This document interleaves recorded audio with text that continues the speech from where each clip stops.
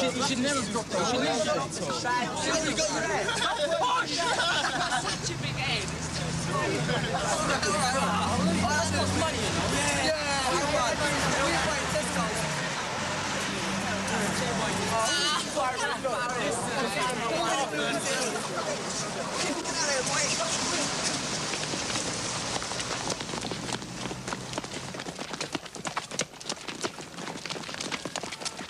There was a boy. He knew him well, ye cliffs and islands of Winanda. Many a time at evening, when the earliest stars began, would he stand alone beneath the trees or by the glimmering lake. Rumpole? And there, with fingers interwoven, both hands uplifted, he, as through an instrument, blew mimic hootings to the silent owls, that they might answer him. Horace! Bloody woman interrupting my words, what? What did you say? I said, coming, O master of the blue horizons, she who must be obeyed. Rumpole! And they would shout across the watery vale with quivering peals and long halloos and screams. Where are you going today? Down the Old Bailey. Have you forgotten Nick? Now, where else do I ever go but down the Old Bailey? It's Nick's last day in England. When are you going to say goodbye to your son? Nick's coming up from Oxford. I suppose you've forgotten. I'm meeting him at 12 o'clock at the Army and Navy stores. I'll buy him a new overcoat for America, and then we'll have a good lunch. Steak and kidney pud, I imagine. Something of that nature. Then I have to get back for a conference at 4:30. So you'll have him to tea, and then he's off to the airport. 12 o'clock? How can you meet him at 12 o'clock? You'll be in the Old Bailey. Oh, my case will be over in a twinkling. It's only a shorty, open and shut affair. The old darling will have to plead guilty. Nick does not want to go to the Army and Navy. On earth not. He needs a warm topcoat for America. I don't see why you have to go down to the Old Bailey at all on Nick's last day. They say that crime doesn't pay. But it's a living, you know. Oh, yes, it's a living. Now, you think of it sometimes, old dear. That nice breakfast egg of yours. It could be a tiny part of the proceeds of an unlawful carnal knowledge. Ridiculous. You do say such silly things occasionally. And when you think of those barristers in Parliament eking out their stipend with a nice long firm fraud or a rape or two, you've got to admit it. If it weren't for crime, the democratic process would grind to a halt. Well, I don't see why you can't take a day off to say goodbye to Nick. I've only got a shorty. It'll be over in 20 minutes. No need to take a day off. Like when he went back to school and you never got away to see him off at Waterloo. Occupied with some murder. Some triviality. Nick hardly knew he had a father. Nick rather liked my murders. When he was a boy, we used to discuss them in the bath. You're an Old Bailey hack. That's what you are. I heard Ted Forsythe say that at the garden party. There goes Rumpole, they said. The Old Bailey hack. I don't know what Ted Fortescue has got to boast about. Family law. Poor old darling. A lifetime spent up to the ears in adultery. Well, I managed to avoid that at least. Thank God. The Old Bailey hack.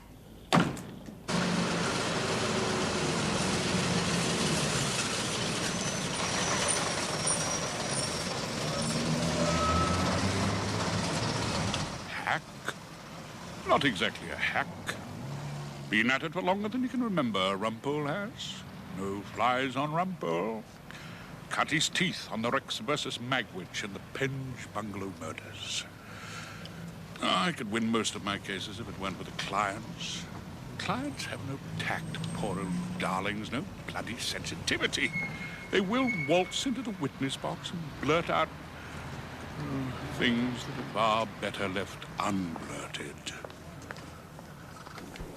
You know what the Old Bailey blunts? It blunts the sensitivity. I suppose when I was young, if I can remember, I used to suffer with them. I used to cringe and suffer when I heard the sentences and go down to the cells full of anger. Now, I hardly listen to the years pronounced, and I never look back at the dock. I never watch their faces when sentence is passed.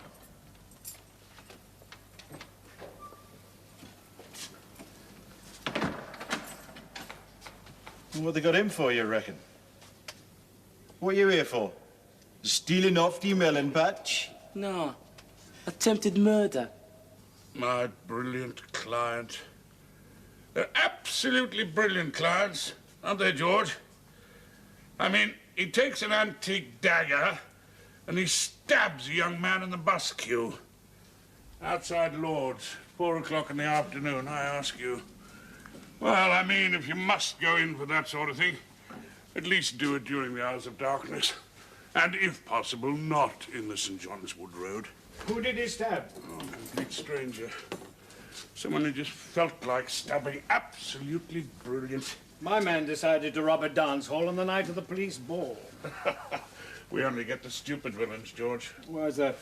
Well, the bright ones are all on holiday in Mallorca. It'll be a plea, of course. Bates isn't too bad on a plea. It's when you fight he gets sarcastic. Be all over in half an hour. I'm meeting my son, Nick, you know. He's off to America. You're proud of him, aren't you? Yeah. 3 years doing politics and economics. Postgraduate, Princeton. He's got the brains of the family. You're proud of that boy, Rumpole. That's it. What were they doing, you sonny? Juvenile court? No, number 1. That's where all those big cases go, like me.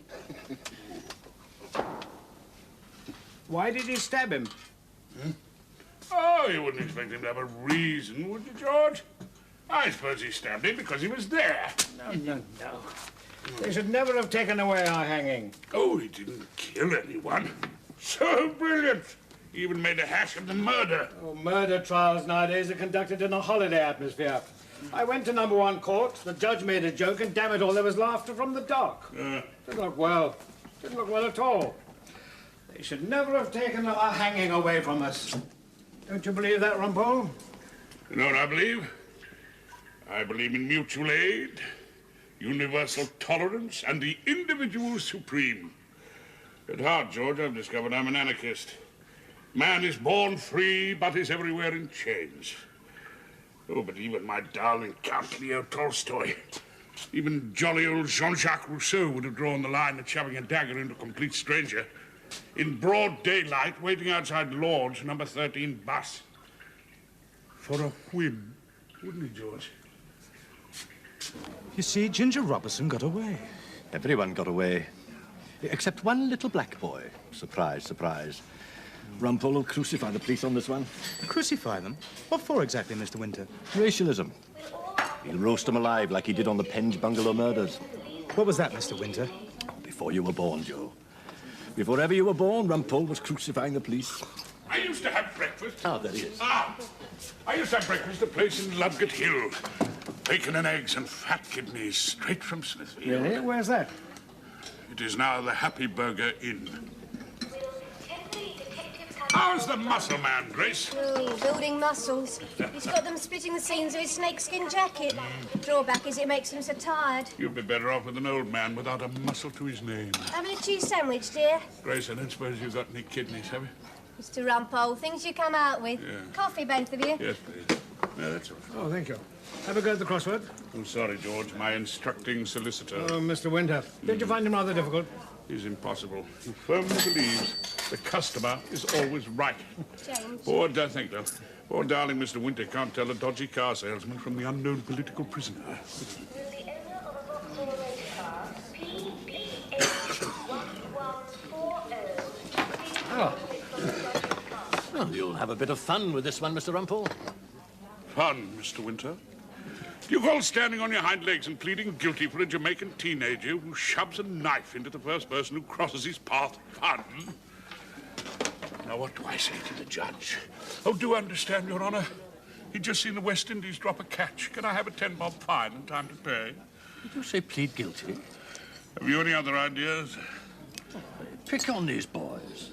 That's what we've got to hammer home to the jury. The police victimised them, Mr. Rumpole. You mean the poor old British bobby has a blind, unreasoning prejudice against boys who stab people in bus queues? Anyway, can they prove it? No one identified him. That's true. Just another boy with a dagger. The common sight, apparently, at St. John's Wood roundabout. Fingerprints all smeared. No bloodstains on his clothing. I wonder why they dragged us out of bed to come here at all. So where's the prosecution case? Gone, Mr. Winter. Vanished into thin air. We'd get our cost from the police, a gold watch donated from the poor box, and have every inspector in court demoted to the rank of police constable. If it wasn't for one tiny triviality. What's that, Mr. Rumpole? Our brilliant client made a full, frank, and free confession to the police, signed and witnessed.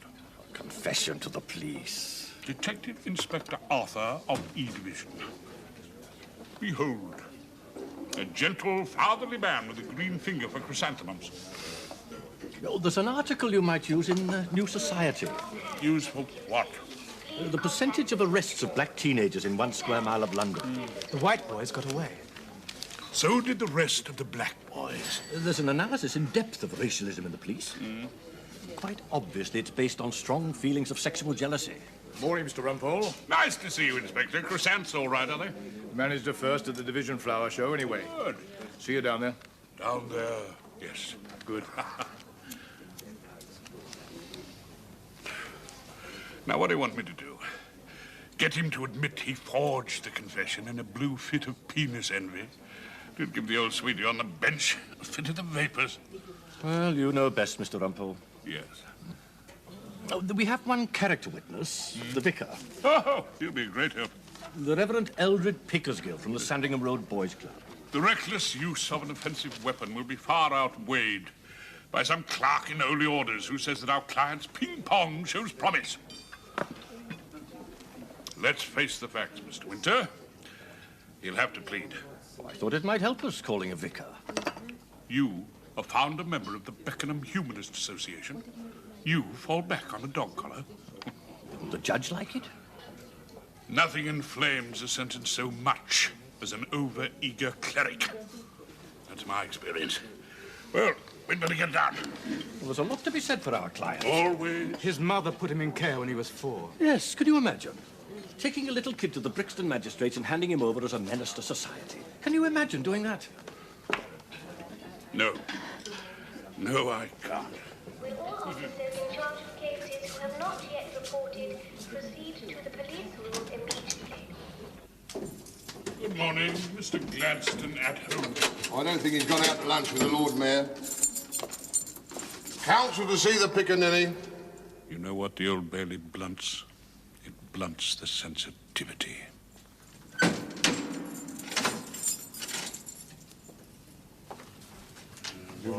Promising, not I say, Mr. Winter. You may find him rather petulant, Mr.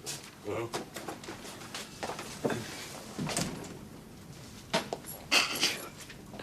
Who you, Dad? Mr. Rumpole, your counsel. He's defending you. I don't need no brief. You don't think so? I told the judge Ginger done him, didn't he? Ginger Robertson, one of the boys that went missing. That's our defense, if you can destroy the police. Ginger done him. How do you know that? Did you see him with a knife? After. I seen him with the cutter after. Ginger threw it away, didn't he? Well, you tell us, old dear. Did you know Ginger might use the dagger? Use it? What do you mean Yes, exactly? did you think Ginger might use the cutter? I tell you, Dad, I knew nothing about that. Got us in the big court, haven't they? #1 court. Oh, yes, Mr. Gladstone, you're a star. Why did Ginger do it? Why? Well, stab a man none of you knew, apparently. I guess Ginger couldn't find any MCC supporters. There was anti-coloured feeling on the ground. I told you, Mr. Rumpole, this case has political undertones. Yes, but this old dear in a busque hadn't been at the ground. I guess Ginger couldn't find any MCC supporters. So this fellow was still like. So Ginger said, might as well cut him. Oh, dear me. Jolly old Jean-Jacques Rousseau. Here, what's he on about? Mr. Rumpole's a very experienced counsel. If we can destroy the police... Oh, if. And if the judge turns out to be a Jamaican teenager with form, we might have a chance. Speaking myself, I don't believe he meant to kill him. Ginger carried the knife. That's what he says. Oh, Ginger formed the intention quite clearly. You see, Dad? You see, Dad? Ginger don't like all the trouble of carrying no knife. Unless he's going to use it sometimes. Oh, they carry these knives to prove their virility. Oh, I'll tell the judge that. In his day, it was Conkers. Who's prosecuting you? Mr. Pycan. Magnus Pycan. Now, I wonder if there's the wildest hope we might get him to swallow ABH. Actual bodily harm. You plead to that, of course. But if we destroy the police... What'd they give me for that? Oh, 9 months? Year? That suits you.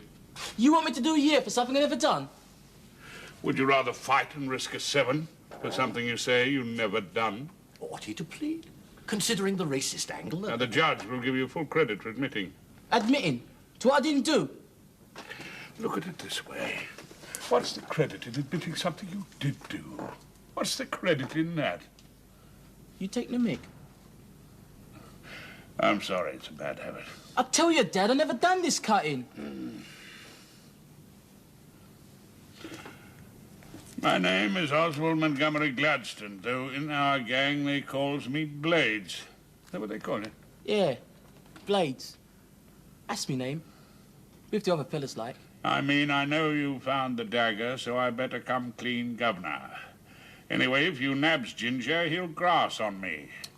We was mad at the MCC supporters what annoyed us, so when I left the ground I had my knife ready, but the MCC blokes all scarpered. 'Cause I had the weapon, I felt a bit of a fool not using it. And there was this bloke standing, so I just let him have it in the Auntie Nellie. I'm sorry for all the trouble I caused. Signed, O. Gladstone. Witness Detective Inspector Arthur and Detective Sergeant Shaw. I told them. Ginger done all that. Did you read this when you were at the police station? Of course I did. Did you understand it? Read it through, didn't I? Well, I wasn't there, old darling. Yeah. I read it through. Then why did you sign it if it wasn't true? Got bored. Oh. They were going on so long. You ever been questioning the Nick? Not as far as I can remember. It gets boring. You do anything like to get it over with. Like getting back to your cell like and reading like a comic like. Yeah. That's it. I was doing reading. I tell you what, if I sign this, they promise me a smoke like. Didn't that strike you as a rather expensive cigarette?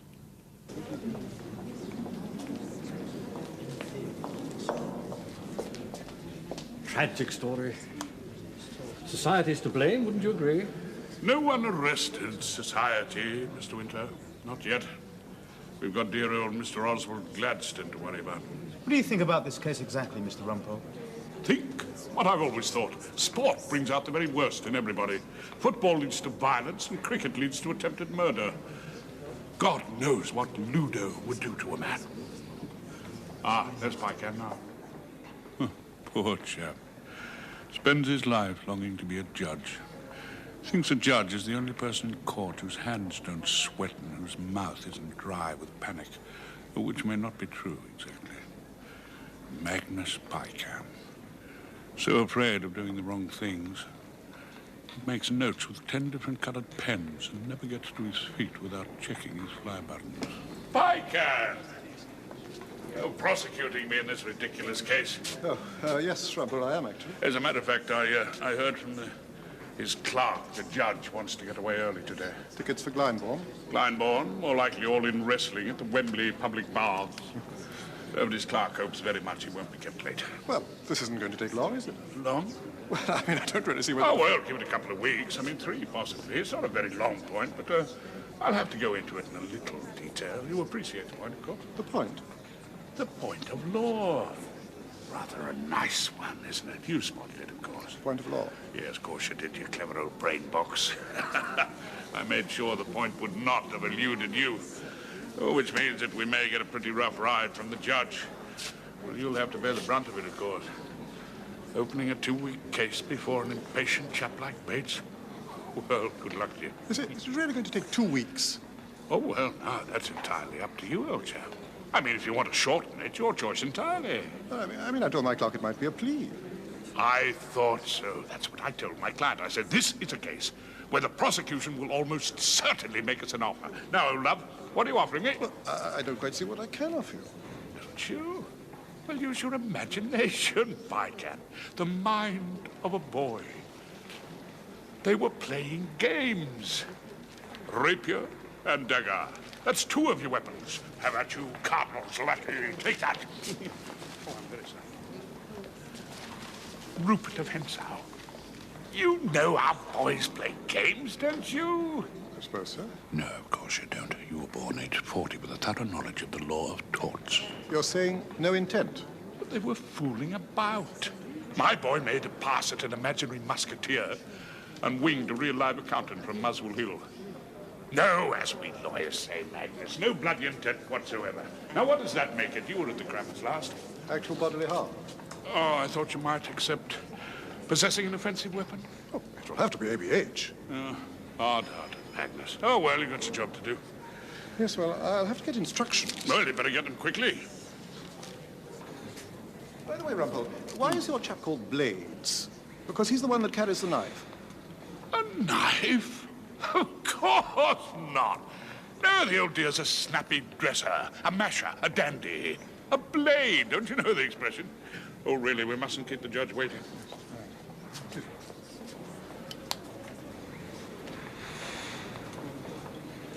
What are they up to, Mr. Rumpole? Got cold feet, are they? What's the time? Should be all over by 11. I'm meeting my son, Nick, you know. He's off to the United States. Social sciences. Now, that's a mystery you probably understand. You mean they'll want us to accept actual bodily harm? Or given a following wind, I think we might edge them into it. Princeton University, they don't take many in. I don't think Gladson's the type who'll want to play ball, Mr. Rumpole. It'd be a lunatic not to. I can't do it, man. I forgot. He is a lunatic. I can't ever do it. Look, Ozzy. Blades. Do you mind if I call you Oswald? Do what you like. Only there was someone you trusted. I wish your family were here, your mother. She gave him to the Brixton magistrates. Oh, that's right, of course. Well, then, your father. Who? My baby father? The man his mother was living with at that time. Yes, where's he? Back in Jamaica. Who is your mother living with now? At last heard, she was living with a Mr. Hammurabi. He's Oswald's social worker. Well, get Hammurabi here. He sent us a report. He thinks Oswald should never have been let out of the detention centre. Isn't there anyone in your family to advise you? You're my brief, ain't you?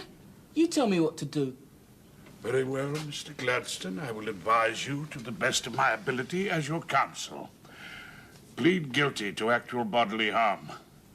Now, you're risking 5 years, maybe more, if you fight. Now, that's a hell of a bloody great risk, dear old thing. You mean I have no chance? As much chance as I have of leaving these marble halls and spending the evening of my days in a nice little villa in the south of France, being poured long pink drinks by expensive secretaries. No chance, Ozzy. No. You got another case you want to do? You want to go work for some of them rich villains? Well, what's the matter with my case? Too much like hard work? All right, then. I'll plead guilty. If that's what you bloody want, I'll plead guilty. It's Mum. She wants me put away, don't she? All right, then I'll plead guilty to something I never done. Are you telling me you didn't stab anyone? Look, Dad, I never had the knife. Are you telling me that? You don't believe me. What I believe isn't of the slightest importance. Is that what you're telling me? Yeah, that's what I'm telling you. Then we've got to fight. Listen, Oswald. Perhaps it would be more sensible if he tells us that, we have got to fight. Mind if I take him up now, Mr. Rumpole? No, no, you take him. Come on, Sonny. Oh, I'll be up myself in a moment. Give me 5 minutes to ring the Army and Navy, will you? Oh, is that Coates and Macintoshes? Well, it's about my son, Nick. Well, he'll be walking into your department at approximately midday. Oh, I would have imagined it would be pretty empty. I mean, now we've lost the Empire. Nick? Oh, well, he's about 23, blue eyes, brown hair, no visible distinguishing marks, that sort of thing. Yeah, well, would you tell him his father is stuck down at the Old Bailey? Yes. Thank you. Mr. Rumpole. Sorry, I'm in court. I'm so glad to meet you. I'm Ozzy's father. His father in God, you understand. Ah. Eldred Pickerskill. I'm priest at St. Barnabas without. There's good in that lad, Mr. Rumpole. Real good in him deep down somewhere. Yes, pretty pity doesn't bring it out and give it an airing occasionally. But he's a hard worker. He works hard at his classes. No result as yet, absolutely no result. But Oswald is not discouraged. He is, in my view, a natural optimist. That's why we're fighting this case. Mr. Rumpole, if you do call me as a witness, I prefer not to swear on the Bible. What's the matter, Vicar? Have you no religion?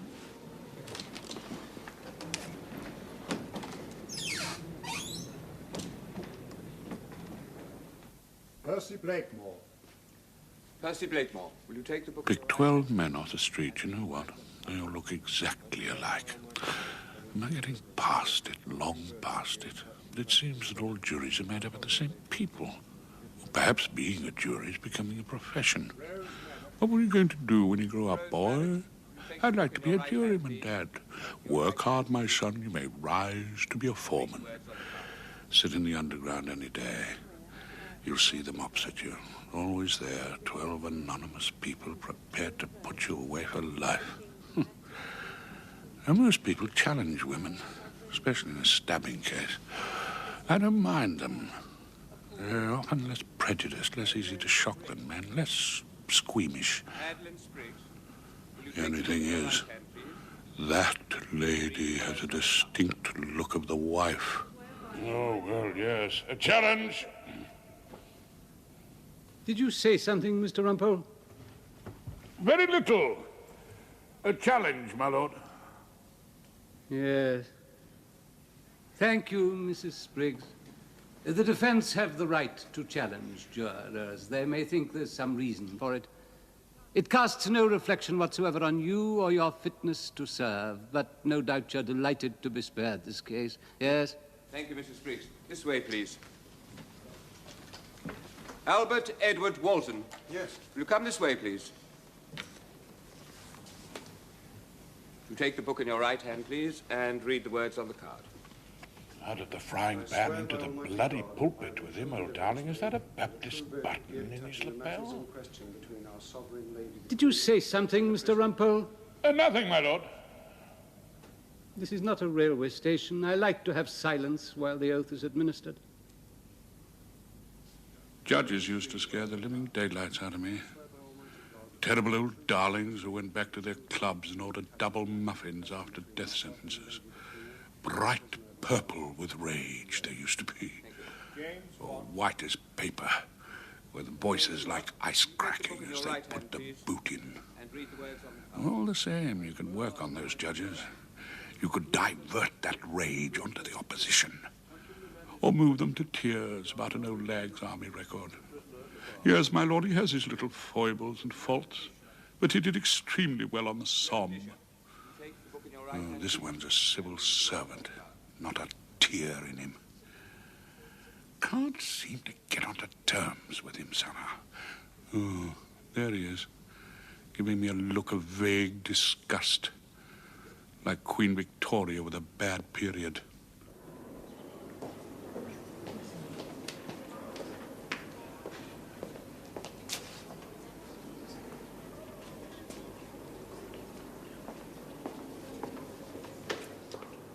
Do you wish to ask the inspector anything? Have you got the statement my client is supposed to have made at the police station?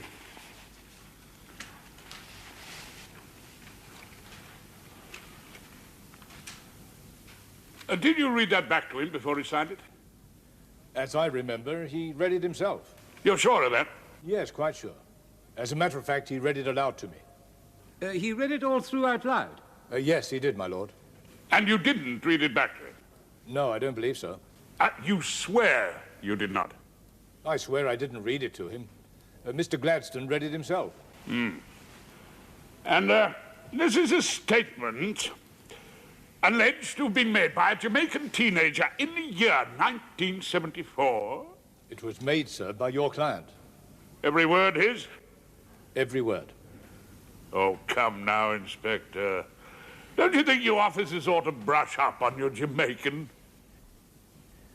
I don't know what you mean, sir. Neither do I, Mr. Rumpole. Well, it's just that you composed this piece of sparkling prose in the dead language of dear old Edgar Wallace. Mr. Rumpole, are you suggesting that your client's statement was composed by this officer? I'm suggesting, my lord, that the whole shooting match comes out of the old police book of verbals. Now, no self-respecting criminal talks like this nowadays, does he, Inspector? Mr. Rumpole, the jury may not be as expert as you are on the way self-respecting criminals talk. Then let me demonstrate, my lord. In our gang, they calls me Blades. He said gang. That's what I wrote down. Oh, yes, of course, but is that what he said?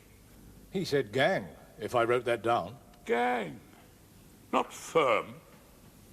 Not family, not team. Gang. Oh, dear me, what a nice old-fashioned boy. I know you found the dagger, so I'd better come clean, Governor. Oh, really, you left something out, didn't you, Inspector? What about it's a fair cop, and you got me banged to rights? Mr. Rumpole, is this cross-examination meant to be taken seriously? Well, only if this piece of paper is meant to be taken seriously, my lord. Anyway, if you nabs Ginger, he'll grass on me. Oh, do you know, Inspector, had Mr. Gladstone been going to night classes in old-time Cockney, had he written a thesis on the argot of the Artful Dodger? Not that I know of. Mr. Rumpole. Or did these quaint phrases drift up from your memories of happier times, when all confession statements taken by the police began with, "It's a fair cop," just as a formality? Mr. Rumpole, I sincerely hope there'll be some evidence to support this attack on the officer's integrity. Oh, at the moment, my lord, I'm simply attacking his prose style. You are suggesting he is lying. Oh, my lord, certainly. The same suggestion will doubtless be made to my client. The compliments are mutual. Mr. Rumpole, you have some experience in these courts. A little, my lord. Just a little. Over a long period of years? You might say, my lord, from time immemorial. And you know very well the limits to which defending counsel may go. I have often been reminded of them, my lord. I imagine you have. If the cross-examination we have just heard, Mr. Rumpole, is typical, I imagine you have had to be reminded often. One does not expect to have to repeat such reminders to counsel of your advanced age and seniority. Mr. Rumpole. Yes, my lord. Have you any other questions for this officer? Oh, a great many. I was anxious not to interrupt the flow of your lordship's rebuke. Now, wouldn't you agree, Inspector, that this really is a golden oldie of a confession statement? The jury may have some idea what that question means. I have none. What's the answer, Inspector? The answer is no. No. Members of the jury, this case is obviously going to detain us a considerable time. We have yet to learn the nature of the defense. Yes. 2:10, please.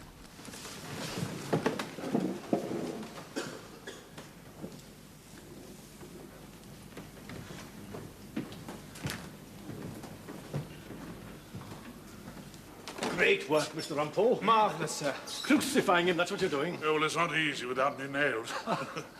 Nick! Father? Oh, Nick, I'm sorry. My lunatic of a client decided to protest his innocence.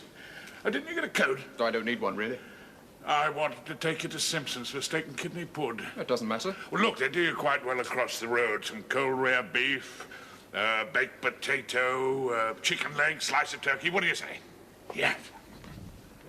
Only cheese sandwiches. My life seems to revolve around cheese sandwiches. Honestly, I'm not hungry. I don't suppose... 2 cheese sandwiches. With pickle. Now, you'll need something pretty potent to wash down that dry old sandwich. See if they can rustle up a bottle of cooking claret, sweetie, will you? A lager will do me. Half of lager. Oh, go on, have a short. Not for me, honestly. No pickle. It's not your day, is it? Judge doesn't think so. Half a lager, please, love, and I'll have a rum and a fortifying Guinness. What time's the plane, Nick? 6 o'clock. One of those charters. Having tea with your mother? She wants me to. Yes, well, try not to cut it, eh? I mean, watch out for she who must be obeyed. I want to see her anyway.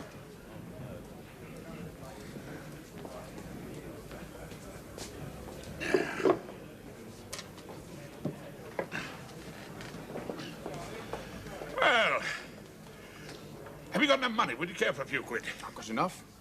I worked all last holidays. Ah, of course. Pretty dirty sort of work, wasn't it? I take my hat off to you. I could never dig up the underground. I don't think I could do your job either. Oh, come on, Nick. The Old Bailey's not so bad. Have a lot of good, clean fun down the Bailey. Is that what you were having this morning? There you are. Ah, thank you. I forget, do you smoke these things? No. Ah, no, of course. Oh, filthy habit. No, but were you having fun? Well, yes, I suppose I was. In my own quiet way. This isn't even any good as a cheese sandwich. But I mean, that judge... No. That judge was defending bad cases of unrenewed dog licenses when I was doing the Penge bungalow murders alone and without a leader. I don't know how you could go on when you started talking... No. I'll tell you how. You smile a sweet smile of Chinese inscrutability and you say, as your lordship pleases. Take the rough with the smooth, Nick. In a dozen oysters, there's one that'll give you collywobbles. Of all the judges that are available, you get the one that looks as if he's having woman trouble. Of all the girls you might marry, you pick your mother. I suppose you thought you were wasting time. Time? Well, how long should it take to rob a boy's life for 5 years? I was hoping to be a shorty. And pretending. Pretending what? Pretending your mugger's innocent. I mean, judges must get sick and tired of all those phony defences, looking at the policeman's notebook and all that sort of nonsense, when surely everyone knows. Knows? What do they know? Well, he actually admitted. Oh, so they say. Nobody knows anything, Nick, until it's proved. And even then you might have a nagging doubt. Members of the jury, while there remains a particle of doubt. Yes, I can remember you practicing that speech in front of the bathroom mirror. Yeah. While I put my rubber duck's head under the water so it wouldn't be embarrassed. It's your stock in trade, isn't it? Doubt. Well, better than being a cleric and dealing in improbable beliefs. Nick, I'm sorry I was busy. I didn't mind. Not till I saw what you were busy at. Oh? Do you find it so disreputable? But if that boy's guilty, which he obviously is, then surely... We're all guilty of something, Nick. Everybody's guilty of something, old dear. If anyone gets off, it's a plus. A plus for who? Well, it's a strange quality of human nature, Nick. Could I have another rum, please, love? Right. Yes, thanks. Nick, nothing? Sure? You know, people show an almost comic relief at not being locked up. And they actually enjoy not having to share one chamber pot through endless night. Banged up with 2 frightened, vindictive, and sexually frustrated strangers. You find that so very odd? My clients relish a good win as much as I do. What about society? I mean, all that getting people off. Is it much good to society at large? Our society can open a door at night and go to a real lavatory. Well, shouldn't you see it's protected occasionally? No, just at the moment, I've got my hands full protecting Mr. Ozzie Gladstone. By telling lies?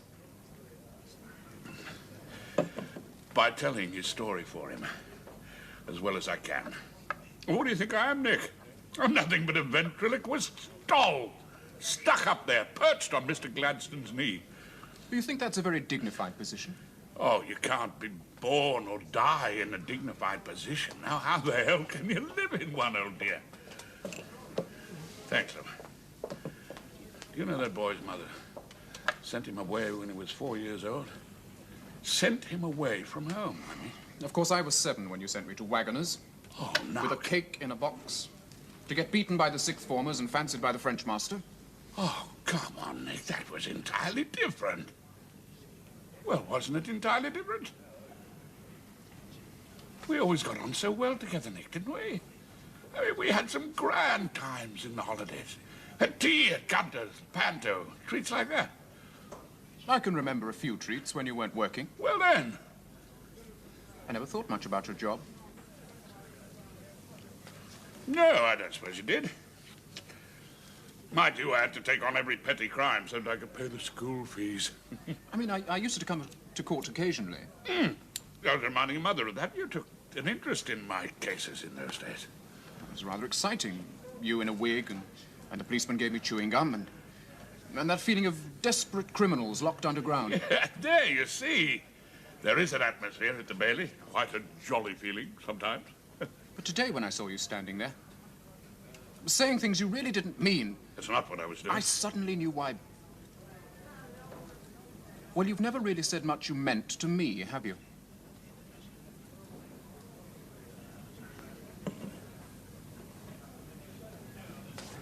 No, I'm sorry we couldn't get to Simpsons, Nick. It would have been so much more pleasant than... Yes. Yes, we'd have had steak and kidney pud, and you'd have been in a good mood and told me a string of funny stories about your favourite murders, but you wouldn't have actually said anything. Not something of your own. I suppose it's all that ventriloquist business. You must forget your own voice sometimes. Oh, my voice, now. It's a good voice, I flatter myself. There was a boy, ye knew him well, ye cliffs and islands of Winander. I think actually that's what Mother finds difficult. Oh, what does the leader of the opposition find difficult, exactly? Knowing exactly who you are. Oh, good God, been married for 30 years, so she doesn't know that by now. It's only... I'm going away. She's not very happy, actually. I wanted to talk about it. It's not easy to talk here. Ah, it's too bad. He should have pleaded. But I can understand what you meant now I've seen you. In action. Is that what you call it? In action, yes, I suppose you could call it that. She says you're always arguing, but she never knows whether it's an argument or just a game. Like the game you were playing this morning. She says you seem to hate her sometimes, really hate her, but she can't tell whether you mean it. In a way, she says she'd rather you did than pretended to. But I say wonderful things to her, Nick, very often. I say wonderful, complimentary things. Of course, she doesn't believe those, either. She's not very happy. She's not. Well, what do you think I feel, Nick? What do you think? I don't know. I don't know what you feel. Mr. Rumpole? Oh, yes. I'm sorry. Mr. Rumpole, I got a message through from the prison officer. Yes. Gladstone wants to see us at once. Oh, you know my son, Nick, don't you? He's off to America. Oh. Mr. Winter, my instructing solicitor, and Joe... Joe. How do you do? I'm sorry, it sounded urgent. Ah, my master's voice. Yes, well, have a good journey. Well, I don't suppose it'll be forever, will it? I mean, holidays. You'll be coming back. I expect so. Sorry the lunch was so scrappy. That's all right. Oh, damn it, we haven't had a talk yet, even. No. No, we haven't.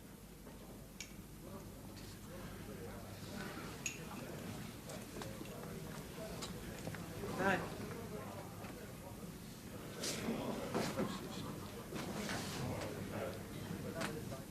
I don't feel that Judge likes you, do he? Don't want to worry about that.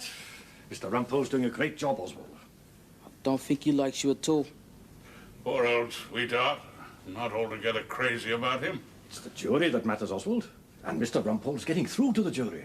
From what I see, that judge, he's pretty angry with you, mister. All part of the wear and tear, Ozzy. So when I see that, I decided to plead guilty. But Mr. Rumpole explained. If you tell us you didn't do it... I'll tell you now. I don't want this going on. But if you didn't do it... I made that statement, didn't I? That judge. She's really getting angry. But, Oswald, I told you, it's the jury. It's all gone against us. If you ask me... You ask me, and I know. I mean, I've seen them all at work. And Mr. Rumpole's cross-examination was brilliant. I mean, he had Detective Inspector Arthur right on the ropes. Sorry, Dad. Knew you tried real hard. Thank you.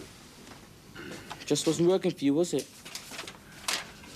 You're quite sure? I'm sure. We'd better take written instructions to plead guilty. Cheer up the old judge anyway. Well, I think you're doing the wrong thing, Oswald. I think it's a tragedy. I mean, give Mr. Rumpole another half-hour with that inspector, and it'll come out what he is, a nigger-hater. He didn't call me no nigger. He never called me that. Well, if you think you know what you're doing.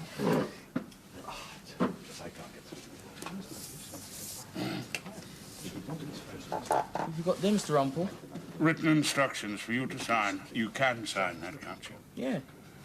Yeah, I can write me name. No, we'll read it through first before you sign it. Just read it through, Ozzy. Okay, read it. Are you sure? Okay. Why don't you read it through out loud? Come on, old dear. Just so that we can be sure you've got it perfectly clear. Out loud, like you did down the neck.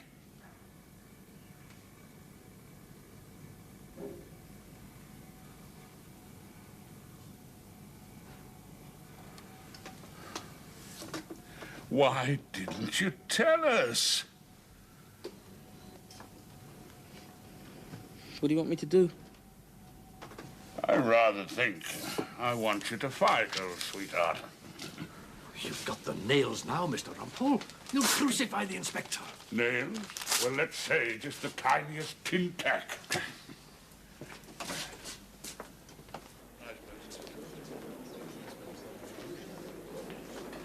Oh, Miss Brather gave him up as a bad job. Then you talk about how long you've been working with him. Oh, several months now. Months? Indeed. Thank you very much, Vicar. Thanks, Joe.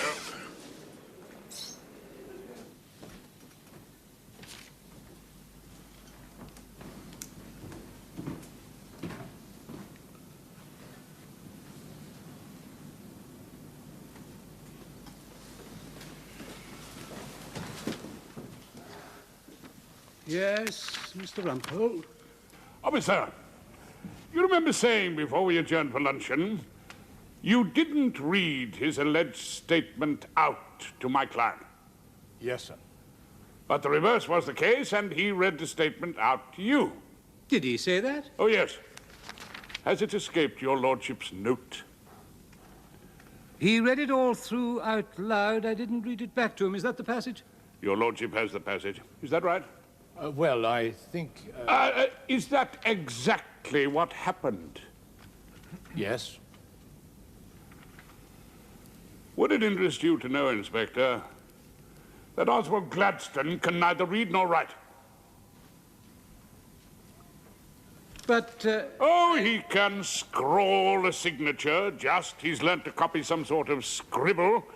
But I shall be calling, and this is for your lordship's note, a vicar, a clergyman of the Church of England, the Reverend Eldred Pickersgill. If your lordship would like me to spell that out for him. No. And in the boys' club he runs, the reverend gentleman has tried night after night to push the letters of the alphabet into the head of Oswald Gladstone. And the result is? Well? A blank, my lord. A total and absolute blank.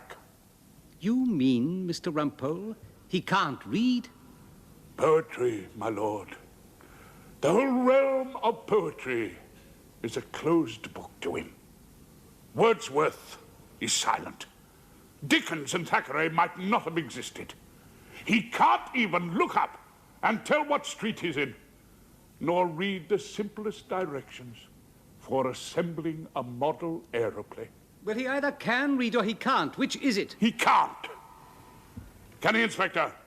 I don't know about that. Don't you? Mr. Rumpole, You are intending to call this vicar?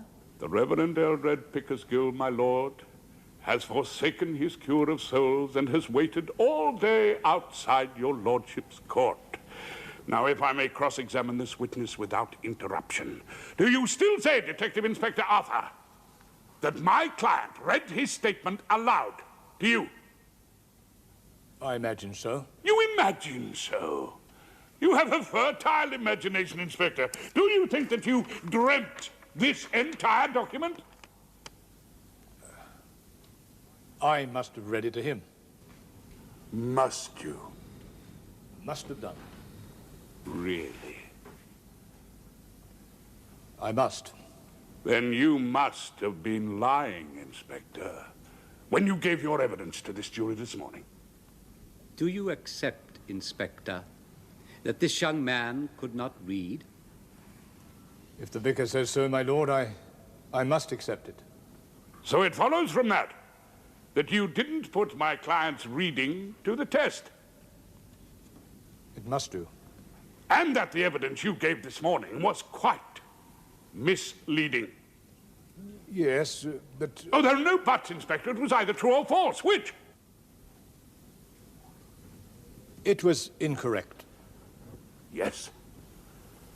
And if my client couldn't read, he wouldn't know whether you were writing down his words or your words, Inspector.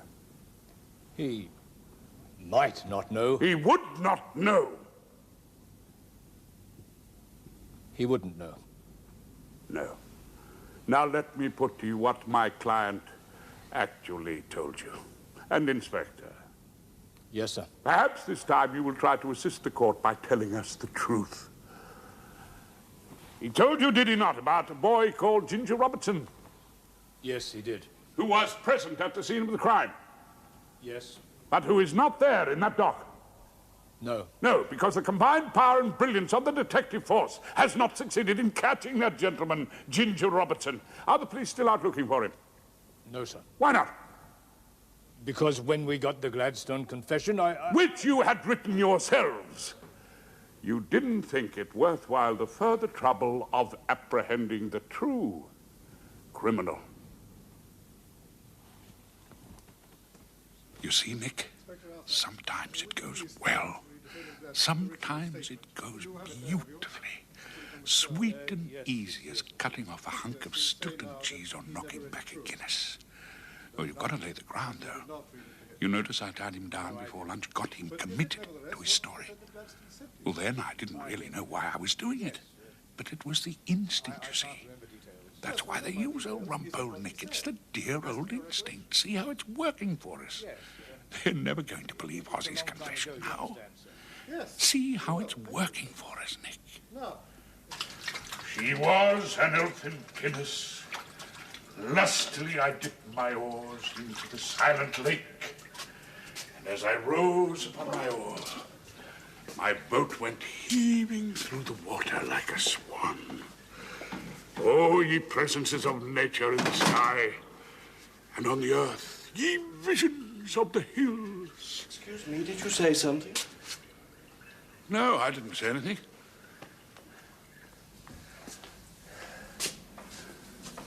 Had a good day, Rumpole? Oh, yes, quite a good day, George. Had a bit of fun with the detective inspector. He'll probably go home and kick the chrysanthemums. Does the Old Bailey blunt the sensitivity? Well, how much gets blunted anyway in 64 years? In the passage of time, sensitivity drops away unnoticed. Like hair comes out on the comb. I masticate well.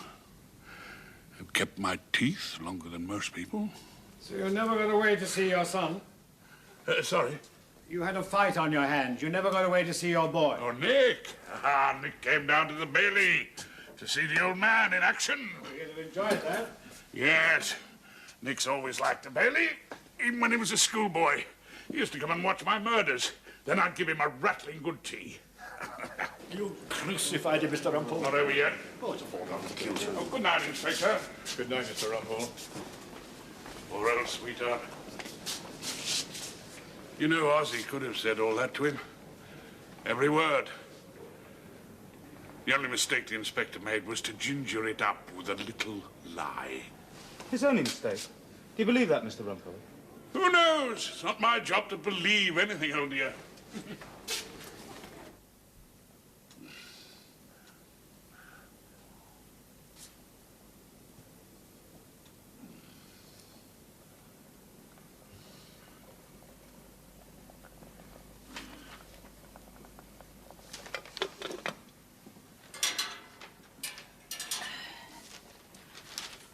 You saw Nick then? Yes. Yes, I saw him. We had a bit of a scrap lunch, but it was very pleasant. Oh, very pleasant indeed. He said you had a sandwich in the pub. A stab wound entering the body at an angle of approximately 45 degrees. Well, you know how it is. It's difficult to make plans down the Bailey. He said he talked about you. About your work. He seemed to think it was a little, well, off-colour somehow. Did he? Did he give you that impression? I must say, I wasn't having that from Nick. Your father, I told him, is a member of an honourable profession. Besides, think of all he has done for you. Wagoners, Oxford, and lots of help going to America. All the proceeds of crime? I certainly did not say that. I said, Nick, you should respect your father. That's what I said. Thank you. Well, you should. Nick thinks we ask all the wrong questions, just so as to get the wrong answers. That's what he thinks. It rather upset me, talking like that. He's quite right, of course. Rumpole. Oh, well, I mean... Why? That's the question we ought to ask ourselves about Mr. Ozzie Gladstone. Why? Not who's guilty, who did it. Can you prove it? Yes, I can. No, you can't. Bags, I have the last word and the burden of proof. But why? Why ever did that happen? Outside Lords, for no reason whatsoever. Well, God knows I believe in freedom, but jolly old Jean-Jacques Rousseau, I'd like to ask him a few pertinent questions. I have no idea what you're talking about. As far as I am concerned, you are a member of an honourable profession, and you do it very well. I heard that at the garden party. Rumpole, they said, is as stubborn as a mule in cross-examination. What's happened to the gin? Did they really say that? Well, there was ample gin here last night. Yes, I'll go down to the off-license shortly. You know what else Nick said? As far as I'm concerned, Nick talked a lot of nonsense. He said that you didn't know exactly who I am. You do know that, don't you? Well, of course I do. You're Rumpole, aren't you? Of course. Horace Rumpole. What on earth was he on about? Everyone knows me down the Bailey. An amiable eccentric who spills cigar ash on his waistcoat. Tells the time with the gold hunter and calls everybody old sweetheart. And I recite Wordsworth in the loo.